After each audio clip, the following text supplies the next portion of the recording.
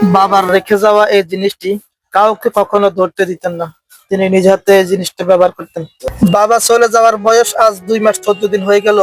এই মেশিনটা অযত্নে অবহেলায় পড়ে আছে আজ প্রায় 1 বছর। ধানের জমিতে অনেক পোকার আক্রমণ করার কারণে তাই মেশিনটা আমি ট্রায়াল দিচ্ছি যে মেশিনটা সম্পূর্ণ ঠিক আছে কিনা, জমিতে ওষুধ ছিটানো যাবে কিনা। মেশিনটি ভালো থাকারই কথা, কারণ বাবা সব জিনিসই তিনি এক হাতে ব্যবহার করতেন।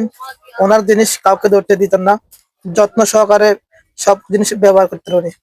আলহামদুলিল্লাহ, অবশেষে দেখতেছি মেশিনটি সম্পূর্ণ ভালো আছে এবং আব্বা যেমনটা রেখে গেছে তেমনই আছে, সম্পূর্ণ নতুনের মতো সম্পূর্ণ কাজ করতেছে। মেশিনটা ভালো আছে ইনশাল্লাহ। তাই আমি জমির দিকে চলে যাচ্ছি, কারণ জমিতে যাইতে হলে আগে বাবার সাথে দেখা করতে হবে।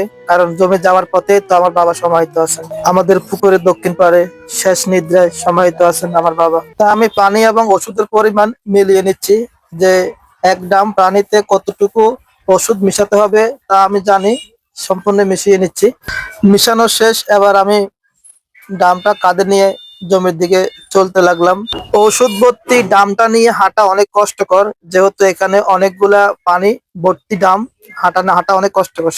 পোকার আক্রমণ থেকে রক্ষা পেতে হলে আপনাকে প্রতিনিয়ত এক্সরে ব্যবহার করতে হবে, ওষুধ ব্যবহার করতে হবে এবং ইঁদুর থেকে বাঁচতে হলে আপনাকে ইঁদুরের ওষুধ ব্যবহার করতে হবে। আসলে যারা বলে থাকে যে আপনি বছরে গড়ের ভাত খান, আপনার তো আসলে অনেক বড় লোক। যে বছরে গড়ের ভাতটা আনতে যে কত কষ্ট, কৃষি কাজ করার যে কত কষ্ট, এই জিনিসটা তো আগে আর জানতাম না। সকালে ভালো থাকবেন, আল্লাহ হাফেজ।